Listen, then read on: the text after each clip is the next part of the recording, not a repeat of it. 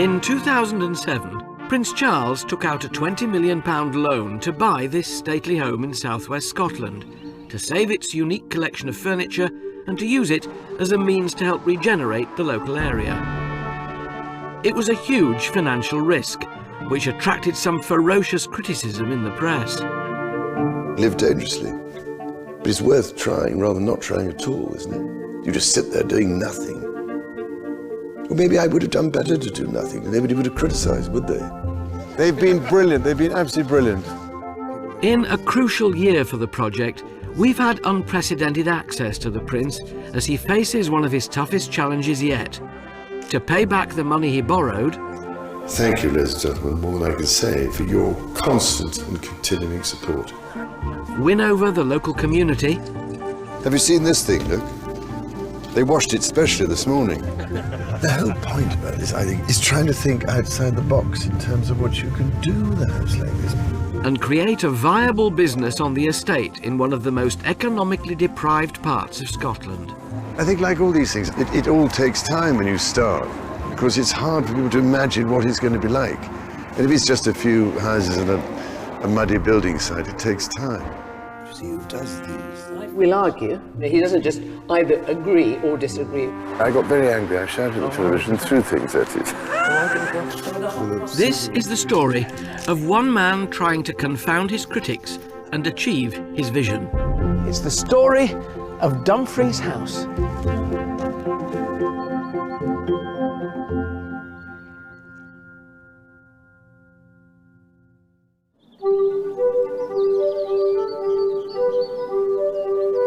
Wonderful. This is a decent sized tree, this one. As the lead individual on the project, Prince Charles, officially known as the Duke of Rothesay in Scotland, has visited Dumfries House as much as 5 times a year since purchasing the property in 2007. So you take that out to start with, and I'll look again. Look again. But I would have thought that was the obvious one, is to go down there, where the track is anyway, and come round. Scotland is clearly very important to you. Absolutely. Well, I spent so much of my life in Scotland, and I happen to love it. Situated only half a mile from Cumnock in southwest Scotland and 45 minutes from Glasgow, Dumfries House was originally the home of the Bute family, who'd made their fortune building ports in the 18th century. Recently, the 7th Marquis of Bute found it too expensive to maintain, so he put it up for sale. But there was something very special about the property which galvanised the Prince and a number of others into trying to save it: its priceless collection of furniture. The contents were so special because they happened to be the same as they were always when the house was built in the 1750s, and the Chippendale furniture was specially commissioned and everything else. And there are so few houses left now which still have their original furniture, so it was a very important collection. The fear was that if the house and its furniture was not kept intact, the collection would be lost to the nation at auction. In particular, this Chippendale rosewood bookcase situated in the Blue Drawing Room. Made by Thomas Chippendale himself around 1768, he invoiced the first Marquis for £47 and 5 shillings, rather less than it's worth now. This is the sort of essence of Dumfries, really. Yeah. This cabinet, Chippendale at his best. You see, and I think this one would have gone for something astronomical, I think, in price. Well, we're talking millions here, aren't we? Yes. Yeah. And it is a very special piece and very unusual. Estimates suggest that the Chippendale bookcase may have gone for as much as £15 million at auction, and each of these mirrors, original to the house, had an auctioneer's estimate of over £500,000. This is the other joy, is you've got the mirrors that were made for those spots. Yeah. But you know, these were all in packing cases, all in lorries, everything. With labels on. It was all done. We stopped them. The lorries were stopped at 1 o'clock in the morning on the motorway in Cumbria. On the way to the sale? On the way to the Christie's, and turned around and came back. The consortium, led by Prince Charles, purchased the property and its contents for £45 million. £25 million had already been raised by other charities and agencies, including the Scottish Government. but no one else would bridge the £20 million gap. So the Prince stepped in, with a loan taken out by his charitable foundation. You're not short of projects. You could very easily have thought, somebody else will sort that out, somebody will do it. Why you? I remember trying to find a way of solving this problem without my having to get involved. Because I didn't particularly want to. I couldn't get anybody, as you can imagine, interested. So then when I heard that all the negotiations had come to nothing, and I'd seen too many other houses go down this route. The Prince's plan was to build a property development at Knockroon on the edge of the estate, the sales returns from which would pay back the loan within 5 years. But within 12 months of purchasing Dumfries House, the banking crisis struck. No one saw it coming, and the world was launched into recession. Immediately, the Prince was forced to renegotiate the terms of his loan. You borrowed 20 million. How big a worry was it? Oh, huge worry. You know, you wake up in the middle of the night thinking, help. Of course, the difficulty was, having done the actual deal, then a year later or 2 years later, the bottom fell out of the whole market, didn't it? So that made it very interesting, because of course, overnight, the value of everything went right down. So that it was introduced as another exciting factor. By September 2010, the Prince's critics in the press were accusing him of recklessness. The only way he could now pay back the loan and get the money to finish the renovations to the house was to raise the money himself from private donors. If he couldn't do this, then his charitable foundation, which has provided millions of pounds to organisations like the Prince's Trust, could cease operating. Do you mind having to constantly raise money? Yes, it's an awful bother, really, but there we are. And but if you can, I mean, all I want to do is help in all sorts of different areas. So it's badly needed, and while I can go on doing it, I shall have to.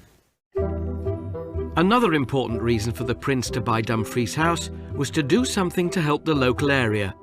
Cumnock in East Ayrshire, one of the most economically deprived in Scotland. Did you start by looking at just the house and then the sort of light bulb goes on, hang on, this could actually benefit? Yes, because at the beginning, you know, when I first heard about this house, I had no idea actually it was here. You know, it was in an area of multiple deprivation. It could provide a real opportunity to make a difference by using the house as a focus for wider regeneration and opportunity, trying to raise aspirations and hope again when so much had disappeared. Fiona Lees is Chief Executive of East Ayrshire Council. She knows that the Prince's investment in the area is sorely needed. We've got high unemployment in this area. We've got a high level of dependency on incapacity benefits, and we've got a town that's in the past few years seen a significant decline with the decline of the mining industry. This is a community that's got its challenges. This is us just coming up to New Cumnock. It's a community just now with a population of about 2,600. It's a community that's more than halved in its size. In its peak in 1961, there's probably about 7,000 people lived here. In the last 10 years, as a council, we've demolished around 200 houses that we just couldn't let. That's never a decision that you take easily. Those are steps to nowhere now. I think it's an incredibly poignant picture, really, of a community that was and will be no more.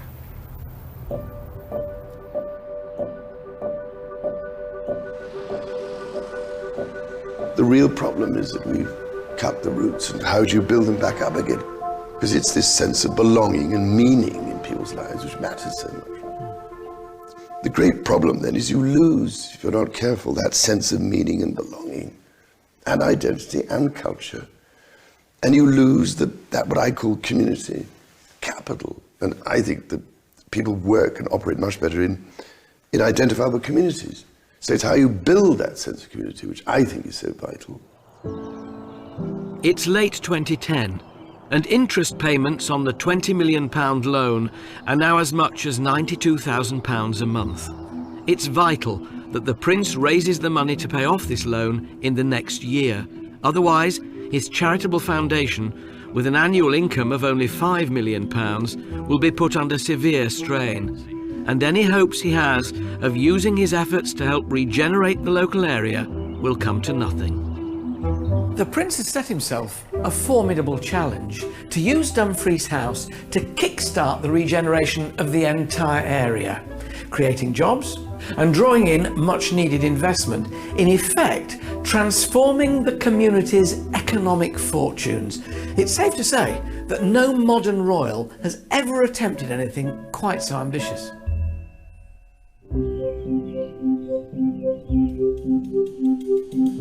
And there's another financial deadline looming. Running costs on the estate are projected to be over £500,000 a year, and there's not much money left in the kitty. If the Prince and his team can't make the estate pay, then they'll have another huge financial burden to carry.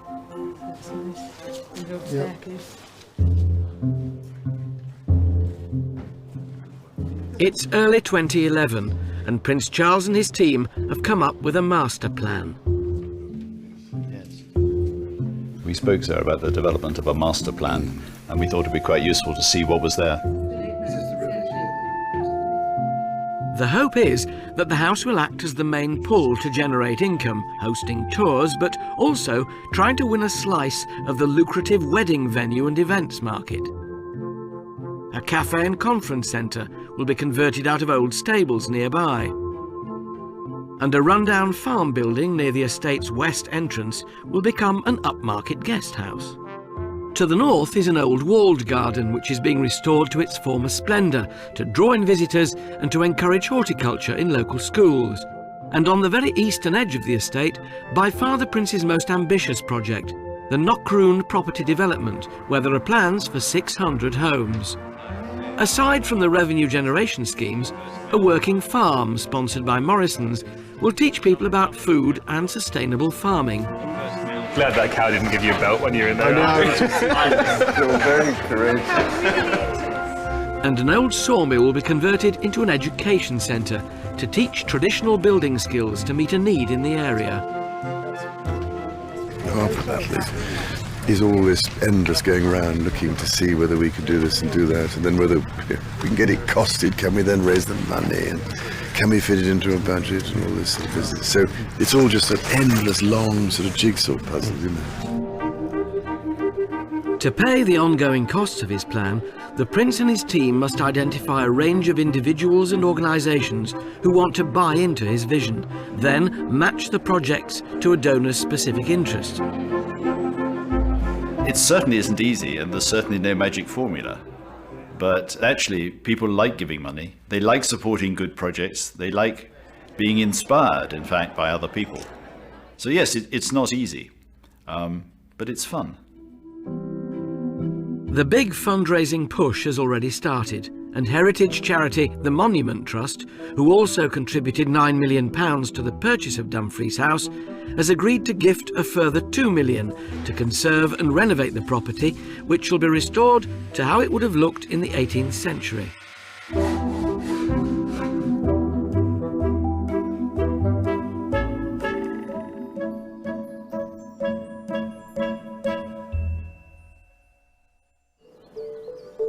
It's summer 2011, and the house has been reopened to the public for tours. The eye mat is just to one side. The cafe is also open for business, and the first paying visitors onto the estate are coming in. But you see, this, I think, was always, well, I don't know, when I first came to the house, it is an incredibly special room, I think. And also the way the light comes in. And we're lucky to see it today with a bit of sun. It doesn't often happen. Have the Duchess and the Princes been up to see it? Not my sons, no. I don't think it's not their thing. Quite in there yet. Yet. It was a yet. Because I mean, one day. But the Duchess? Yes, she is, yes, absolutely. Yeah. And like Not it? for a bit. So she hasn't seen the total transformation yet. You know, perhaps this summer I think we might. So when you take it around, will it be, I hope you like this one? Or... Yes, or whatever. Probably not. You'll be let know. How could you have done that? Exactly. The Prince has asked me to join him on the other side of the estate to visit his housing development at Knockroon. Developers have financed the initial stage of the build, creating up to 50 jobs. The project was delayed for a year or so by the financial crisis and the housing crisis. The building started in April 2011 and is now on track. While poor quality homes have been demolished by the council only 5 miles from here, Prince Charles hopes that Knockroon's eco-credentials can draw people back to the area from more affluent towns nearby, like Ayr. They've had 1,000 people having a look over the last several months while it's being built. So at least there's interest. Lead developers Anne and Ian Hope want to take the Prince around the show homes for the first time. Joining them is Andrew Hamilton, a developer who's worked closely with the Prince for over 20 years. So you're going to tell me you don't like them? I do like those, sir. They're quite similar. But we've noticed the Dumfries House tea towel that we have over there. 9 out of 10 for 10. As much of the material as possible is being sourced locally, with prices starting from £69,000 for a one-bedroom flat. And some of the rooms have been themed for the modern buyer. I'm not sure if it's your taste, but we do think it will appeal to potential buyers. Bling. Bling. Just a bit bling. A lot of the house types have got double I'm showers. going to say bling. They spin it. Gosh. And that's a bit of storage, is it? Yes, it is. Oh, linen. Oh, so French widow in French widow in the bedroom. God, look at that. Fantastic. Pretty cheerful in the morning when you woke up in there. Colour scheme aside, so what do you think? No, well, I mean, it's interesting to see what you can do between the 2 and the 4 bedroom, isn't it? Yes. The Prince's master plan needs profits from the sale of these homes to feed back into Dumfries House. But in one of the biggest recessions for decades, can these homes actually sell? The deposit is the problem. The first-time buyers needing at least a 20% deposit, and even for a £100,000 house, that's £20,000, and most people in this area just don't have that in the bank. I mean, it's a great challenge here because there's net migration out of Cumnock at the moment, so we're hoping to reverse that. I mean, that's the goal, is to get people wanting to come back. So it's not an easy task. It may be a difficult challenge, but the Prince has created a community from scratch before. The Poundbury development in Dorset was first started by the Prince 20 years ago, during the last big housing recession. At the time, it was a radical development, an attempt to create a mixed-use community with strong environmental credentials, and well before this cause was fashionable. You always quite look forward to his visits, but you also slightly fear them because you're not quite sure what's going to come back at you, because you know he won't miss any of the details. He tells me if he doesn't like it. He puts red squiggly marks through it. Or, Andrew, I can't possibly have that here. There's always some reaction anyway, whether it's positive or negative. Poundbury is now a thriving community with a population of over 6,000 people. But it's also in one of the most affluent parts of the country. Critics argue that the Prince will struggle to replicate his community in Dorset in the more challenging environment of Ayrshire. I think he realises that it will take time. It'll probably take 5 to 10 years before the Knockroon scheme beds down. And after all, here we are at Poundbury, the one he did earlier. This has taken 20 years to get this far. And I think he is totally and utterly determined to see this thing through. It's not just when the Prince is in Scotland that his project at Dumfries House occupies him. He also hosts monthly operations meetings at his London residence, Clarence House, to make decisions about the project. And to get costings. I mean, there is the outside bit as well, if you really want to, but that's the orchard area below the... And there's good news. After a long search and the Prince's contacts book plundered, the Rousing family, heirs to the Tetra Pak fortune, have agreed to donate £500,000 to pay for the first stage of work on the walled garden. We've got them the funding to do some of it anyway. But what I really think is probably needed is horticultural skill development. Yes. And that, it seems to me we've got a great opportunity here to link. The great secret always, I think, is first of all explaining to people what you're trying to do, but also thank people and encourage and persuade and cajole and everything else. We've got 5 acres of garden. If you then tell people what their money is doing, that, I think, also encourages people to come back again. Situated to the northwest of Dumfries House, the Prince's vision is for the walled garden to help increase visitor numbers, who will then spend more money on the estate. Once a focus in the 19th century, it has long been neglected. It's October 2011, and an army of volunteers from the local community has turned up to help clear the site. Really what we want to do is clear the entire walled garden until we see what's underneath it, and then start to plan for the future. So we envisage allotments, we envisage every school having its own little patch, and other groups who've got a commitment. It's a chance for everybody to be involved. Given that I'm supposed to know a thing or two about gardening, the Prince has invited me along as he meets the volunteers. Yes, I didn't realise that. Have you seen this thing, look? They washed it specially this morning. You're all exhausted. One of the volunteers, Stuart, has been working particularly hard all weekend to help clear the site. You look very handsome. You're very kind. Flattery will get you everywhere. But were you working all yesterday as well? Were you? Indeed. Well done. I was helping me. Cleared this area and down below. You did? All on your own? So you're not stopping now, are you? Because I'm not stopping until I'm dead. well, if somebody got a spare spade, why he wants one. The Prince's ambitions for the walled garden are undoubtedly impressive, with plans for a 3.5-acre formal garden and a food and hospitality academy.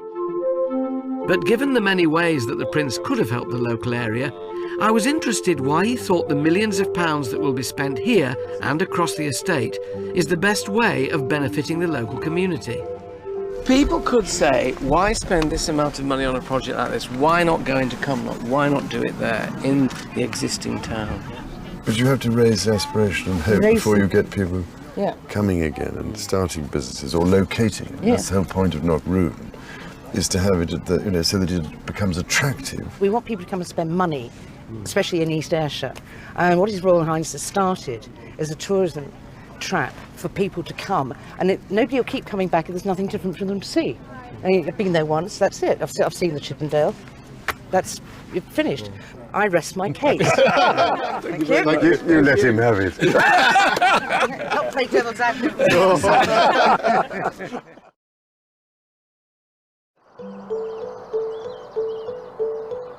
Someone who's already benefiting directly from the Prince's investment at Dumfries House is 32-year-old Thomas Breckney, who's been employed as a guide. Born and bred in Cumnock, he'd struggled to find work for nearly a year. It's not a dragon because a creature only has 2 legs. In heraldry, a dragon will always have 4. Not only am I pleased to be employed, which goes without saying, but I feel quite privileged and quite lucky, and I'm very aware of how fortunate I am to be in the position. It's just a great relief to not worry about how you're going to get through the year, and you can make plans for the future. Part of Thomas's responsibility is also to assist the curator of Dumfries House, Charlotte Rostek. I was hired as a guide, but within a few days it was, Thomas, can you help me move this? And then, how much is it worth? And they'll say, don't think about it. Which is a bit difficult when you're surrounded by hundreds of antiques on a daily basis, including 4 Gobelin tapestries and, of course, the priceless collection of Chippendale furniture. Today, Thomas and Charlotte must move 2 antique paintings that have hung in the Great Steward's dining room for 80 years, this to allow for electrical work. Right, straight, up. Perfect. 1, 2, 3. It's always a little bit nerve-wracking, considering the values you're carrying. And it's a mixture somehow of the physical strength, calculating, how this thing is going to move and maneuvering it in concert with the other people. So it's quite an accomplished task. But we've done it well. That was good. Well done, everybody.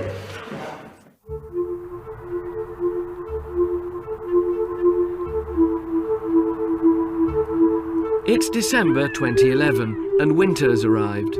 With fewer people expected onto the estate, tours of the house are now only available at weekends. It's also a difficult time to sell homes, so at Knockroon they expect there to be no rush of sales until spring. We don't say we're never going to sell, but we do think that it is more difficult to sell, and we expect to have less footfall and less reservations in December. The Prince still has to pay back the money he borrowed to avoid his charitable foundation having to cope with the huge interest payments each month.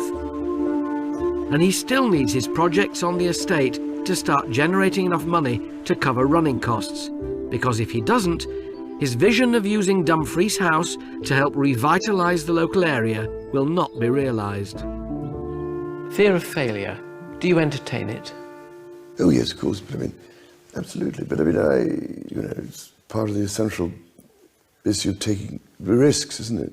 So if it doesn't work, and there are plenty of people out there hoping it isn't going to work, well, maybe I would have done better to do nothing. Nobody would have criticised, would they? But you've got to get stuck in and try to make a difference. And if it doesn't work, it doesn't work. But it can be slightly more exposed in my position. As I was saying, live dangerously.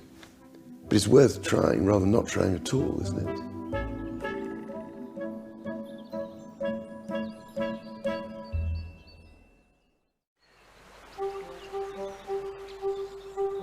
It's January 2012, and Prince Charles needs his various projects on the estate to start bringing in an income as soon as possible.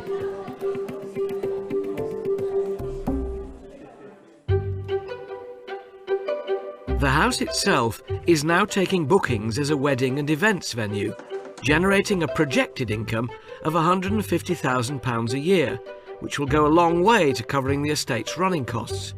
But the guests at weddings and events will need somewhere to stay, so plans to convert a farm building on the edge of the estate will have to be brought forward. This becomes... The staircase, all right? Yep, we'll be doing that now. The funding team has worked hard to match the project with a donor, and Sheikh Mohammed El Khariji, head of a Swiss-based hotel group, has provided £1.5 million to fund the renovations. The wedding season starts in April, just 3 months away. And with bookings already in the diary, there's pressure on Mark Robson, who'll run the guest house, to get things moving. It's going to be manic, that's all I can say. It's going to be enjoyable. Stress level's going to be really high, but we'll get there. We'll get there, we will. We've got to get there. In charge of the interior will be Annabel Elliott. She's a renowned interior designer who's well placed to interpret the Prince's taste. She's the Duchess of Cornwall's sister and Prince Charles's sister-in-law. I think the benefit of having Annabel on board is the fact that she knows the Prince, she knows how he works, she knows what he likes, what he doesn't like. It saves time, and I think it also saves a lot of money as well.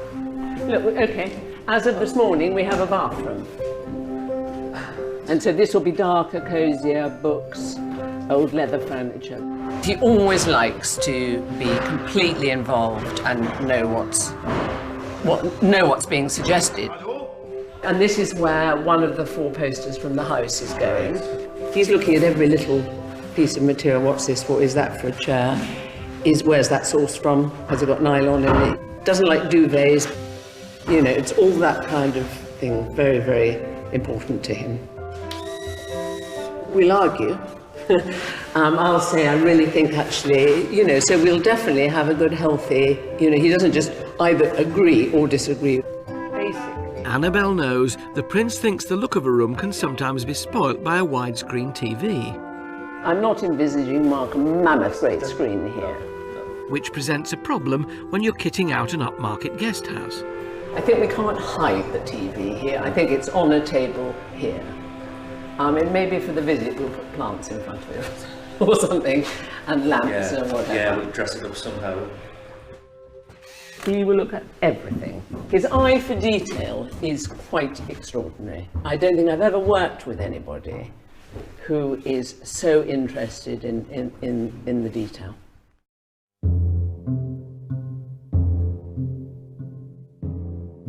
It's a point that many who've worked closely with the Prince over the years have noted.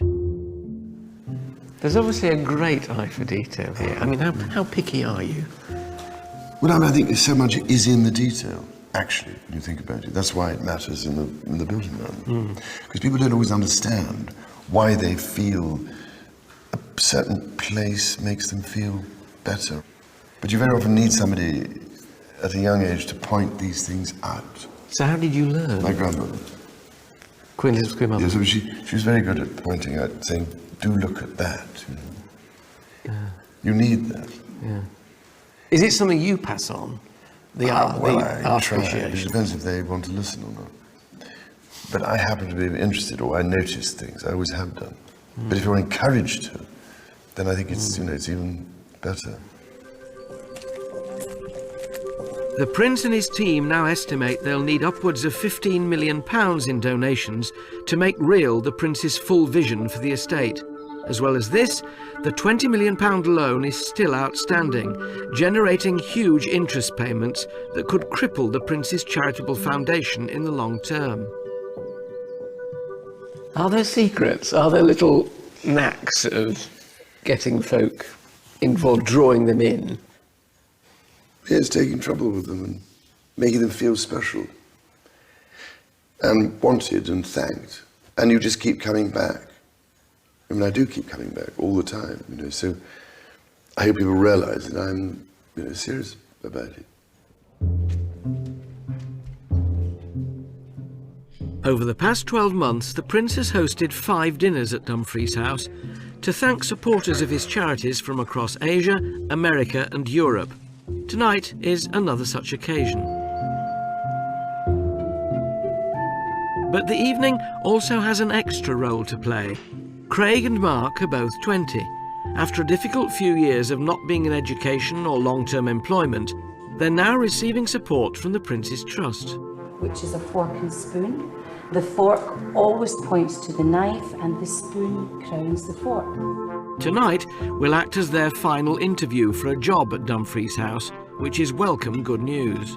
It wasn't so much that I was depressed, I was just down, and I used to send CVs to 20 different places, and I'd be lucky if I got a reply from one of them. Craig and Mark will be assessed as they serve one of the main tables at the fundraising dinner. Now that I know Prince Charles has got to be here, I'm starting to get really nervous. It's 6 p.m. and the guests are starting to arrive, many of whom in the past have contributed large amounts to the Prince's other charitable projects. They'll be served smoked trout and salmon pillow, followed by slow-cooked mutton and locally sourced veg. For dessert, bread and butter pudding. And luckily for me, I've received an invitation. Apart from being a great social occasion, this is also a chance for the Prince to ask friends and business leaders to help support the project.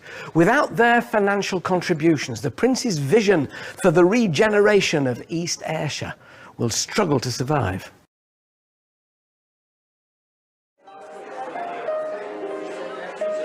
Having been seated at the Prince's table, I had a front row view of his speech. One of the reasons I took on this risk here at Dumfries House is because I felt that with its location in an area which was suffering from a great degree of deprivation, that here was a real opportunity to try and do something which might at least help towards the regeneration of this area of southwest Scotland. We've been able to represent the house to the public. People are now fortunately becoming more aware of this place and of its unique importance. But But this is the point I really want to make tonight with all of you here, ladies and gentlemen. I can't do any of it without you. So thank you, ladies and gentlemen, more than I can say, for your constant and continuing support. I hope you can see where it goes to. Thank you. These dinners, held on a regular basis since 2008, have been key to paying back the initial loan the Prince took out to purchase Dumfries House. As of February 2012, the entire £20 million has been repaid, and 11 of the 15 million needed to fund the other projects on the estate has been raised. The following week, both Craig and Mark are told they've got the job as stewards at Dumfries House, the first job either of them has had for over a year. We found out we got the job on the Monday after the dinner on Sunday. It makes you feel quite important because you've got the dressing butlers' uniforms. It's really good. I'll be treating my girlfriend to something nice. Maybe I should treat my girlfriend as well. Yeah, maybe. When you look at Mark and Craig and Thomas, who've had direct benefit from what's going on here, how does that make you feel? You know, the fact that you see them suddenly transformed into, you know, people who understand that they have something they can really give and provide, and skills of their own, and you see them blossom and develop as people, is, I promise you, hugely rewarding. The Prince will next return to Dumfries House to open the guest house for the wedding and event season in only a matter of weeks. Unfortunately, the build is way behind schedule. I can't imagine what it'll be like by then. The stress levels will be way up by then. I don't think Mark and I will be able to talk, will we? No. Well, we'll be best of friends. Yeah. It's spring 2012, and Prince Charles has returned to his housing development at Knockroon to mark a significant milestone. The very first homeowners, the Wallaces, are measuring up for their new flat. So have you shopped around? Yes, I have. Husband's fed up. Anyway, are we going to go and have a look? Yes, I think this is. And this is our kitchen. The boiler and everything's in here. Marvellous. Your washing machine dryer. Did you choose? I chose this, the trunks and the tiles. These And that's with fridge freezer there. Yeah. Marvellous. So that's all hopefully going to work. And as I say, we've got blinds and everything all ordered. Is that M&S then, is it? That's M&S, that's M&S, And we're wardrobe at M&S. And that's all our curtains. Just waiting to get put up. We put up the rails yesterday. Brilliant. And you must come see Dumfries House and see how that's getting on. Have you been to have a look? We were there just before Christmas, we were invited down. Yes. Have you seen Right, thank you. Bye. It's now 6 months since the properties first went on sale to the public. Over 5,000 people have come to look round the show homes. Only 3 properties have been sold. And this bit here is again for that. The Prince and his team will need to sell many more homes over the coming months if Knockroon is to turn in a profit. There's also a considerable risk to the Prince's reputation if his housing development doesn't progress further and help regenerate the local area. Do you remember with Poundbury, it took quite a long time as well, didn't it? To get things going, remember? And people had to come and have a look. I remember down in Dorset 22 years ago, it all takes time when you start from scratch, but I mean, they've had 5,000 visitors or something, which is, as they were saying, 10 times more than you get normally. So people are interested because it's hard for people to imagine what it's going to be like. And if it's just a few houses and a muddy building site, it takes time, you know. But I think to have 3 or 4 sales is remarkable. On the other side of the estate, the Prince will officially open the guest house in only 2 days' time. So again, I can see a mark there. I'm seeing them everywhere now. Yeah. The Prince needs the projected income from weddings and events at Dumfries House to cover a huge chunk of the estate's running costs. The guest house will provide accommodation when the season begins.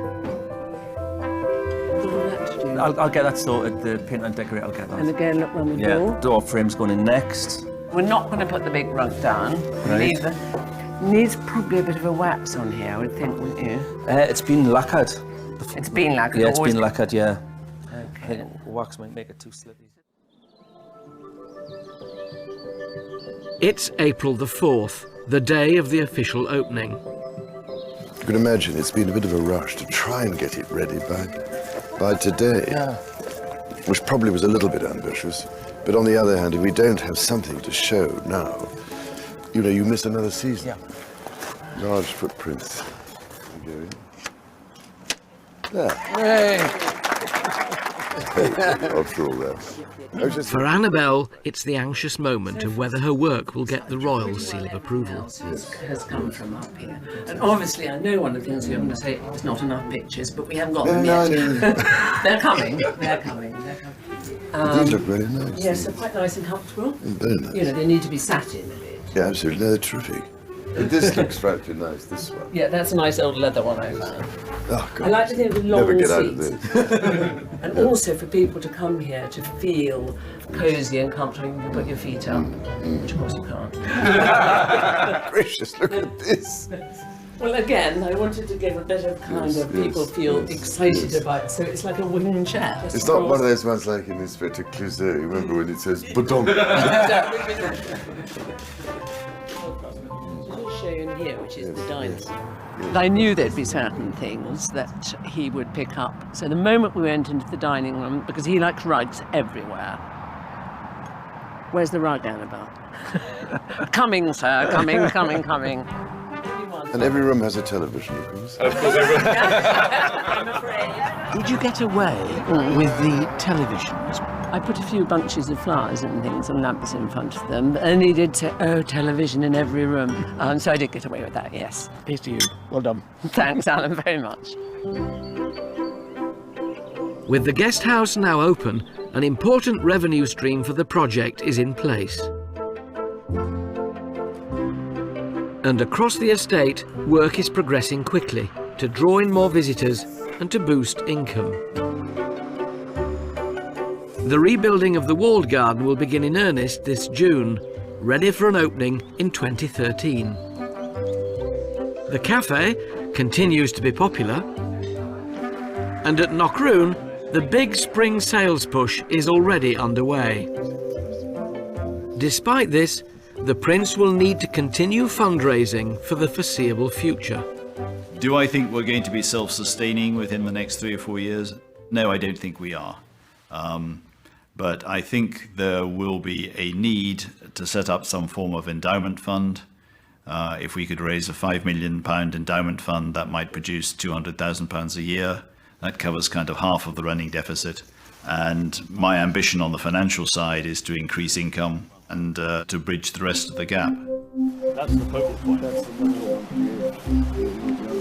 As the Prince approaches his 65th year, an age when most of us are retiring, there is no sign that his commitment to Dumfries House is waning.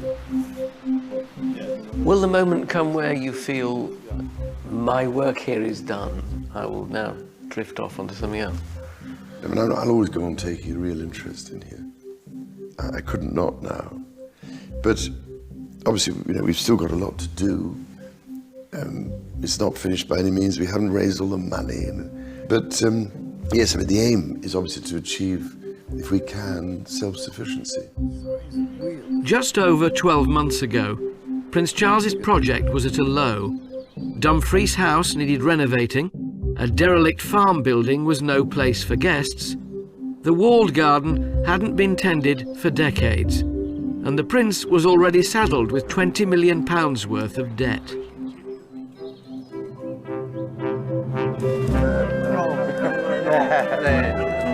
Now, he's raised a total of £31 million to make real his vision for the estate, employing 50 people from the area with 250 volunteers. His commitment can tell us a lot about what drives the man who is next in line to the throne. I keep coming back to the point about tackling these really, I think, huge issues in terms of the impact that's going to be felt by our grandchildren. Because if you don't endlessly try to draw people's attention to the issues and the real difficulties that they're going to be faced with, or we're going to leave them as ghastly legacy if we're not careful. I couldn't face my grandchildren when they turn around and say, why did you do something about it at the time? So I'm absolutely determined my grandchildren aren't going to say that to me.